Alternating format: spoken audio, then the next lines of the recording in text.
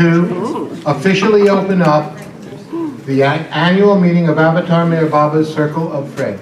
Just a moment, we're going to do the Master's Prayer, and a study was done recently. It turns out that if you do Baba's prayers within 15 minutes of eating, it helps the digestion. So I know that's an issue. All these pretty presents that you see.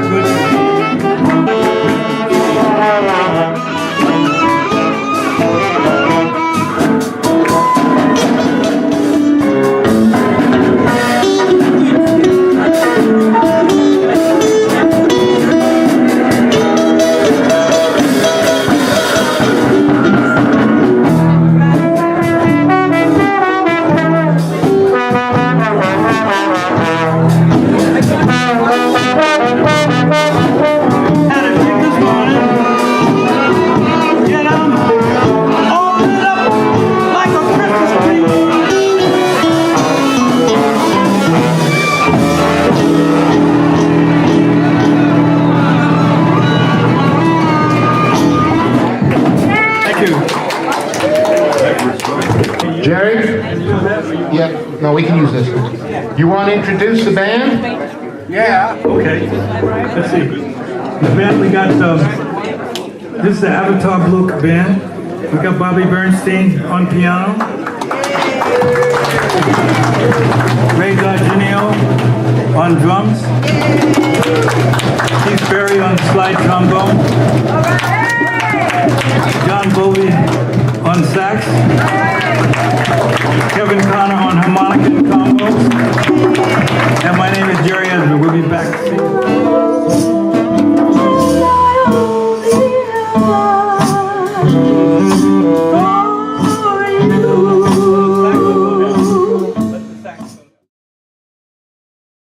Tonight I just wanted to just suggest a couple of themes to get us to coffee and cake. And to continue having a little fun, but also looking at, I think, a shift in the emphasis of Baba's work in the West that has been very subtle, but has been sneaking up on us. And so after we went back and forth, Dennis and I, we came up with this title of Mayor Baba is the Lord of Social Work.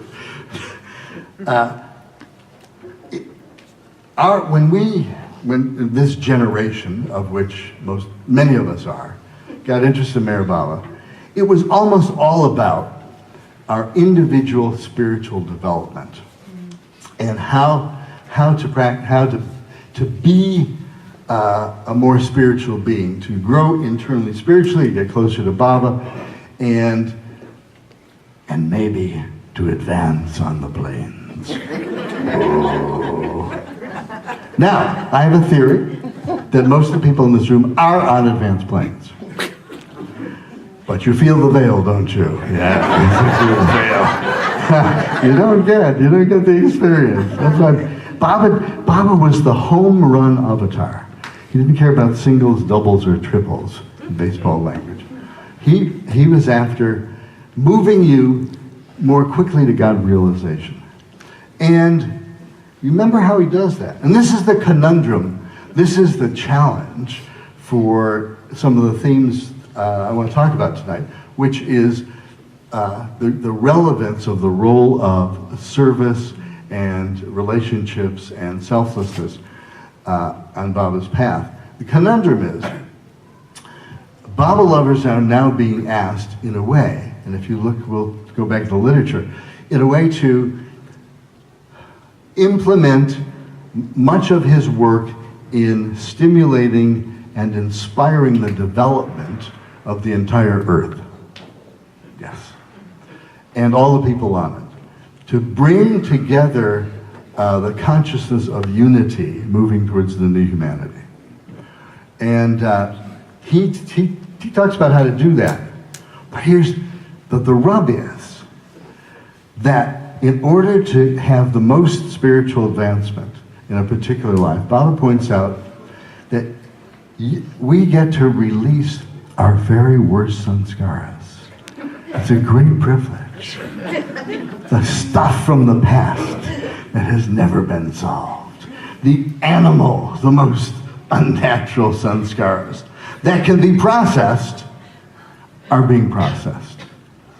And I often joke with some general audiences, the path to Mayor Baba is not terribly popular in the world. Because he doesn't promise all goodies all the time. Right?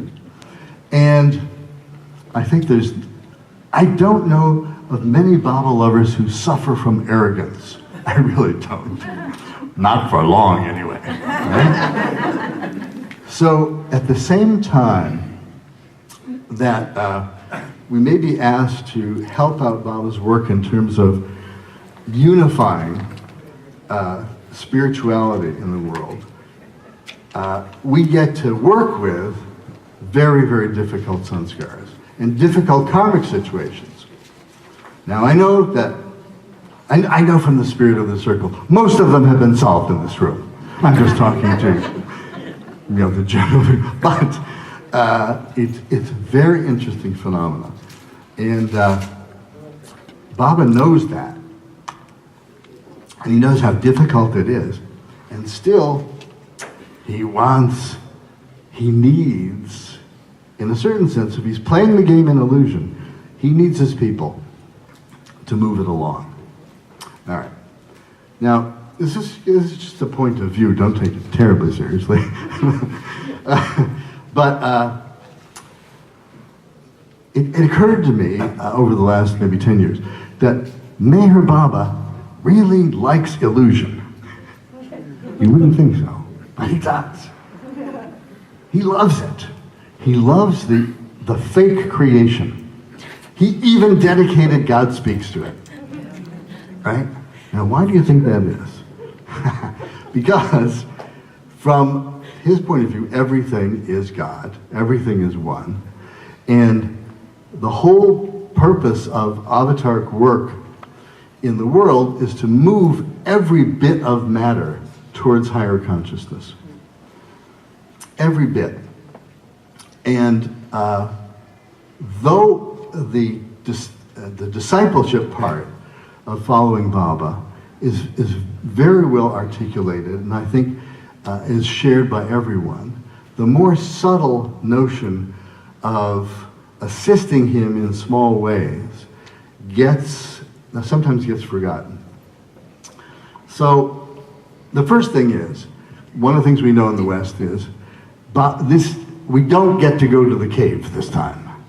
Go to the cave, we're going to meditate on Baba for 24 hours. All year. It's air conditioned, of course. We can order pizza, but we're in the cave. No. I loved it when there was one guy who went to Baba and he said, Baba, I've got to join you in the mandali. I have to. My heart feels it. I must leave everything and come to you. Baba said to him, well, who do you think I am? And the guy said, well, like you're God, Baba. And Baba said, and where is God? Well, God is everywhere. Baba said, not in Detroit. Go back there. Do your thing.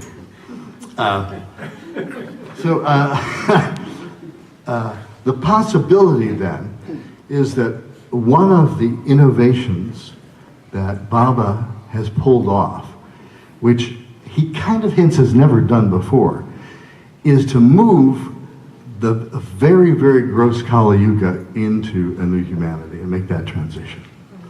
And obviously, as you know, he didn't want us to detach ourselves, but to do our work in the world. He said this, he says, God is not to be sought by running away from life, but by establishing unity with the one and the many. And that's really a key that kind of explains both his technique for our spiritual growth, but also for the goal of our work in the world. I particularly love the saying on the side of the wall, it has everything. It has everything. I mean, you could talk about this saying for months, but it's very interesting. So, he says, to penetrate into the essence and all being and significance. All right, that's the first part. Get connected, get inspired, come close to Baba, go get it. Go get the real you inside, right? That's stage one. But then he says, and to release the fragrance of that inner attainment for the guidance and benefit of others by expressing in the world of forms truth, love, purity, and beauty. This is the sole game which has any intrinsic and absolute worth. Very interesting. So the game is not only to get connected, to get to Baba, but to spread it everywhere. And it's a game, and it's illusion, but it's worth doing. Now, Baba is a social worker. Let's talk about that. If you look in terms of Meher Baba's history, what are the kinds of things he actually did, he set up? And you begin to see that although a lot of his work was with preparing his disciples in Mandalay, and certainly a lot of the work was capturing the energy, the divine energy of the musts, the other was developing templates for possibilities of organizations and institutional interventions for the social, physical, mental, and spiritual welfare of others. You take the Prem Ashram, the whole notion of a school for children. You take the work that he did with underserved children. You look at the clinics. You look at, in fact, he ran a mental health ward, didn't he? Yeah. It's amazing at that time in India. In India. He established kind of community services that were not being provided by the state. He took special consideration, of course, to those who were most severely disabled, the lepers. That was a very special thing, remember that? And also would give prasad and food to the poor. He set up a whole set of concerns for individuals and for groups that in India was pretty much taken for granted. I mean, you didn't have a great life in India. But Meher Baba set these things up, and then he was done with them. They were like templates.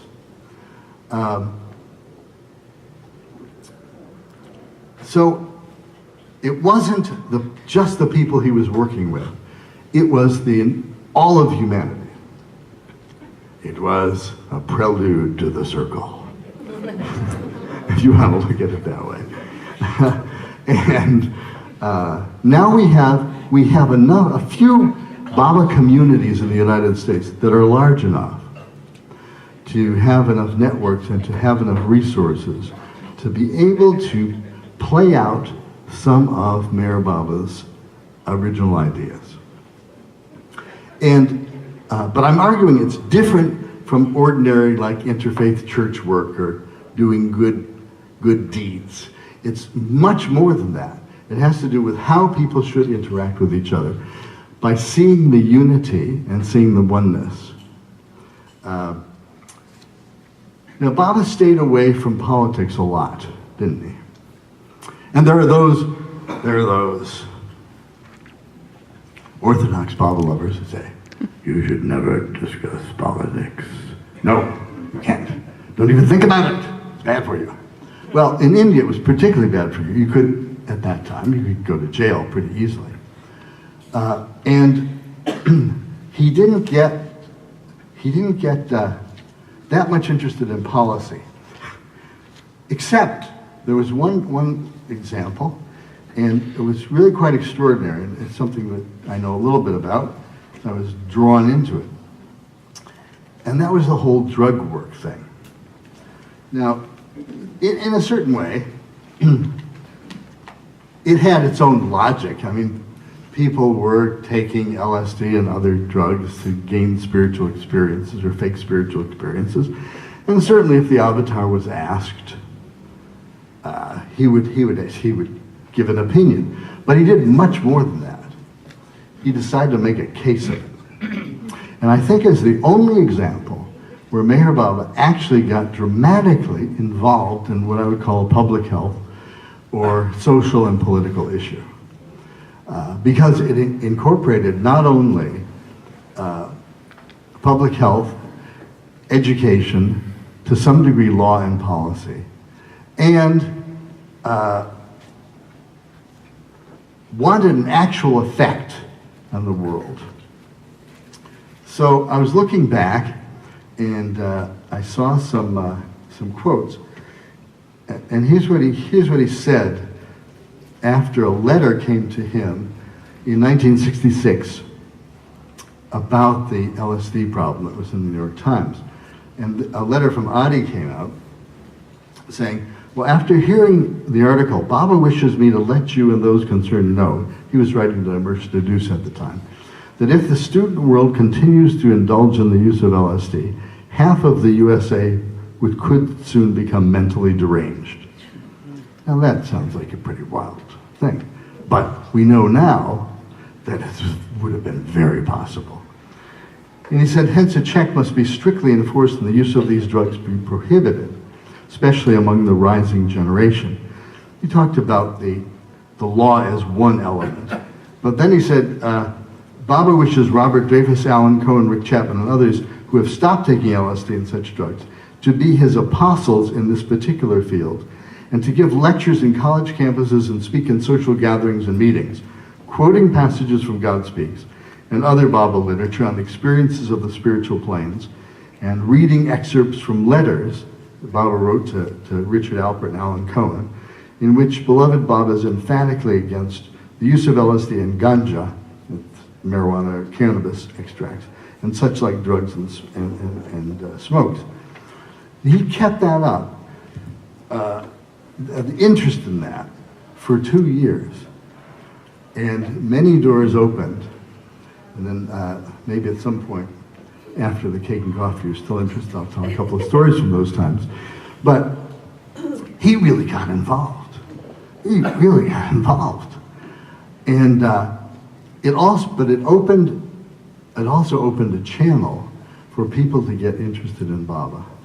And I know at the end, it was clear to me that not only did the message get through about the futility of drugs for spiritual advancement, but also, who was this guy who's saying these things?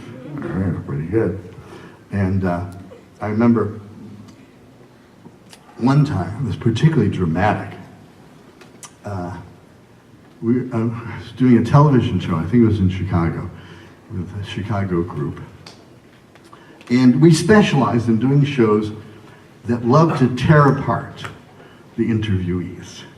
They loved it, to just cream them. So the more cult-like we were, the better.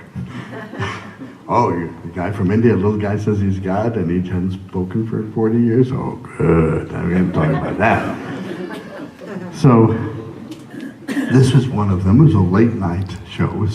It was taped in the mid-evening for a later show, taping later in Chicago. And we hatched a plot because there was an audience involved. And the plot was that some of the Baba lovers would have big photos of Baba under their coats.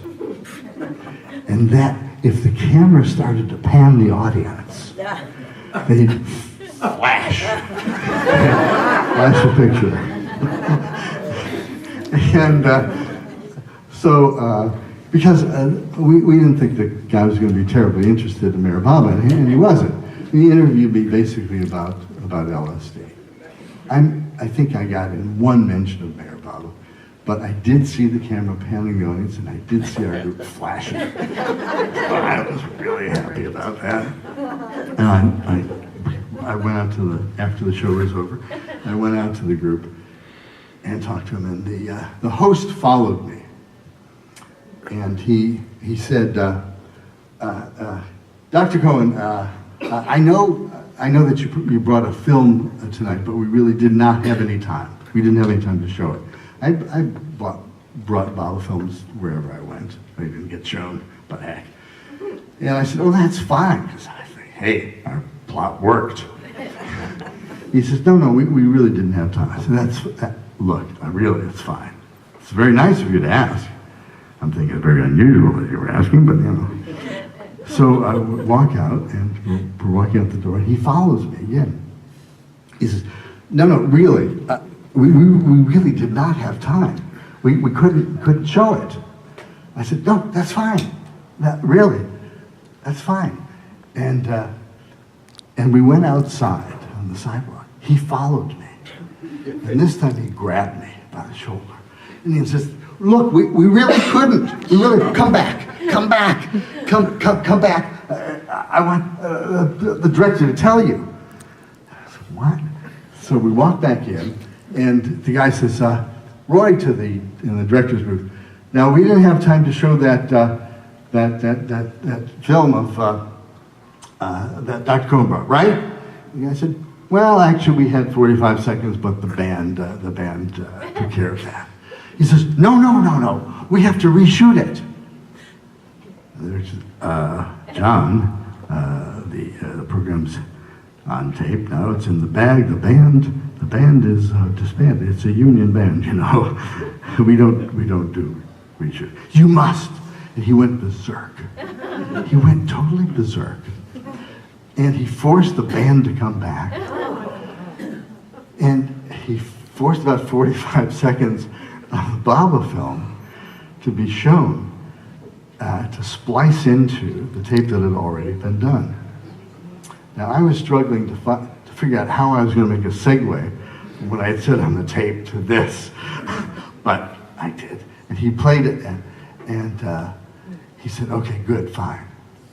And afterwards, I asked the production crew, I says, does he do this often? He says, he's never done this. You don't do this. It's inexplicable. We don't understand.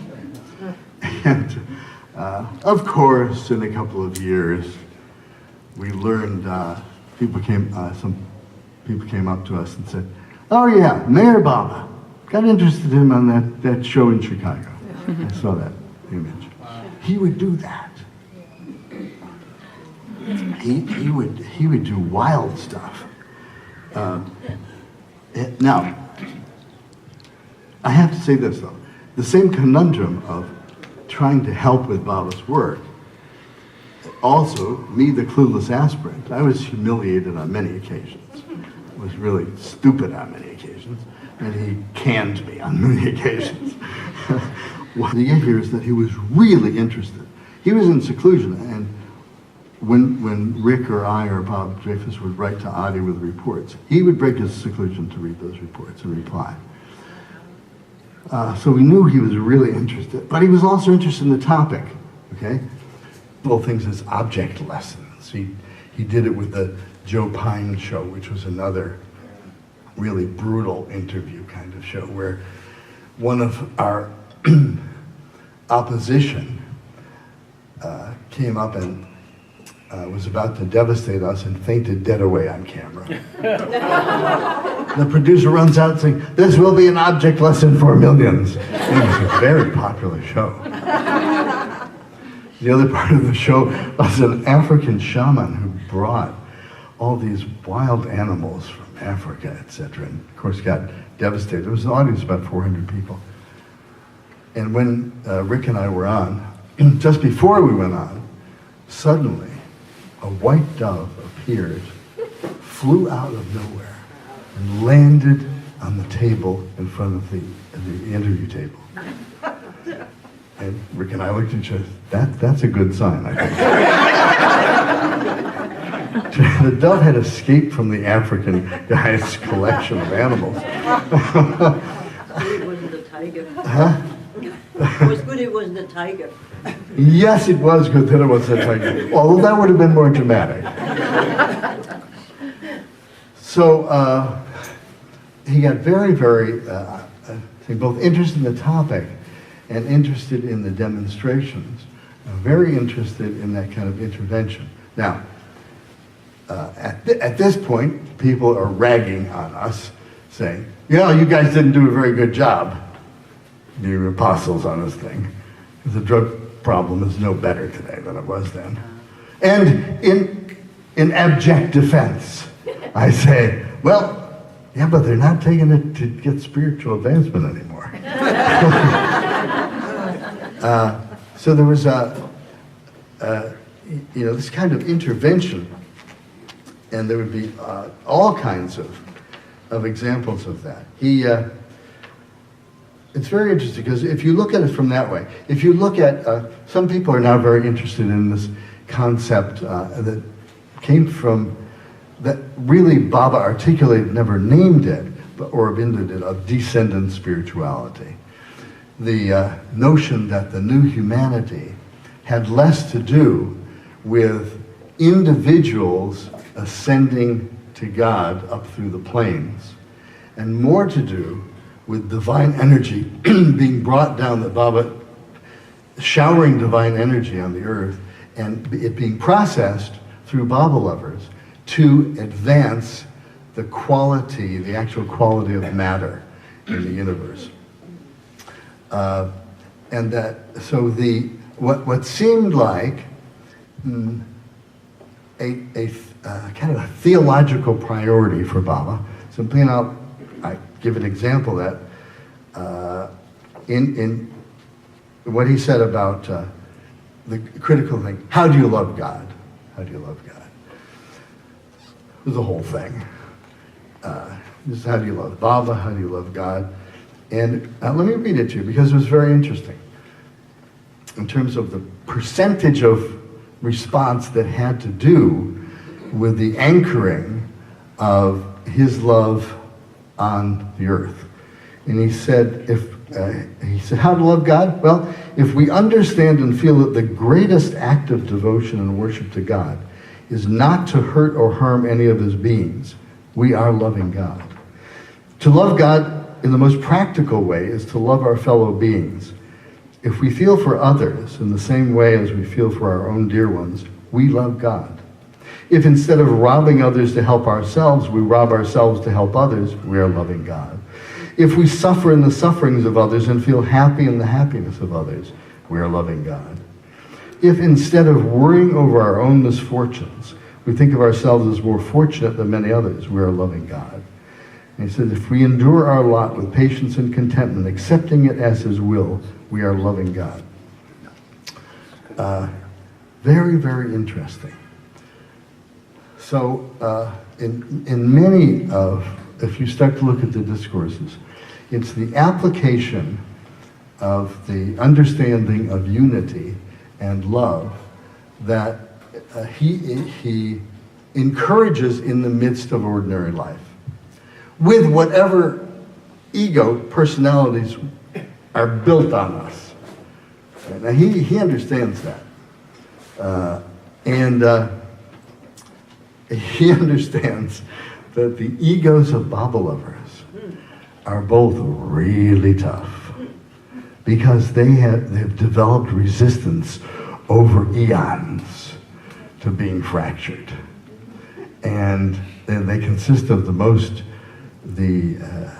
as I said, the most difficult, the most binding sanskaras that need to be processed. Now, this Amir Baba's ordinary theological talk about love and loving others and about working out sanskaras, all is based in Meher Baba's mystical science. So that, for example, when he talks about the release of sanskaras, he talks about the actual release of divine energy that was bound up in those sanskaras. And when released, not only radiates internally in the individual, but radiates outside. So I'm predicting that the JCPenney shoppers are very happy right now. They don't know why. Perhaps it's the sale, but maybe not. Baba did say when groups got together in his name, it amplified the force. He set an orientation for that, either also in terms of meditation, as you might remember from the discourses. He talked about meditation on him being like a relay station, that he and the spiritual hierarchy, who are very busy nowadays, I tell you, they have to be very busy, relays that force so it can be used by the hierarchy. So ironically, when we think of working out our little minor spiritual and psychological weaknesses, we are assisting God in a big time way in the release of that kind of energy. And the tougher the sanskara, the more the energy. And the people that that see that will see in like Baba lovers a radiance that's different, that's more powerful than your average spiritual churchgoer. Okay? I'm not saying it's better. Yeah, it's better. No, it's not better. It's just more powerful in terms of on a higher vibration that can be used in a different way. And it doesn't come from the ego. It comes from the willingness of us to be receptive to that kind of love and divine energy, and to be willing, if not able, to spread it. In terms of his role in social work, the practical way for the average man to express love is to speak lovingly, think lovingly, and act lovingly towards all mankind, feeling God to be present in everyone. And I want to enthusiastically endorse the technique of faking it. All right? So in pop psychology, now you shouldn't fake positive emotion because you're not being truthful. You've got to let it come out, right? Mayor Baba says, it's good to act cheerfully, even if you're not, because you smile and other people get the benefit of it.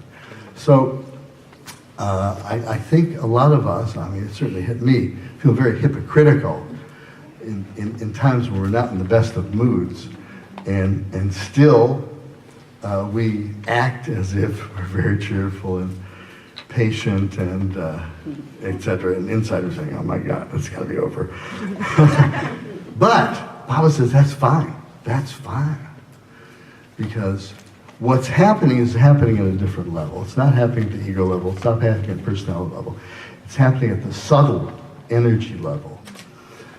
And he's able to infuse that, if you will, cheerfulness or love or compassion that even you're not feeling, but he's able to infuse it to affect others and to affect the world, animals, vegetables, and minerals, and food, and cake.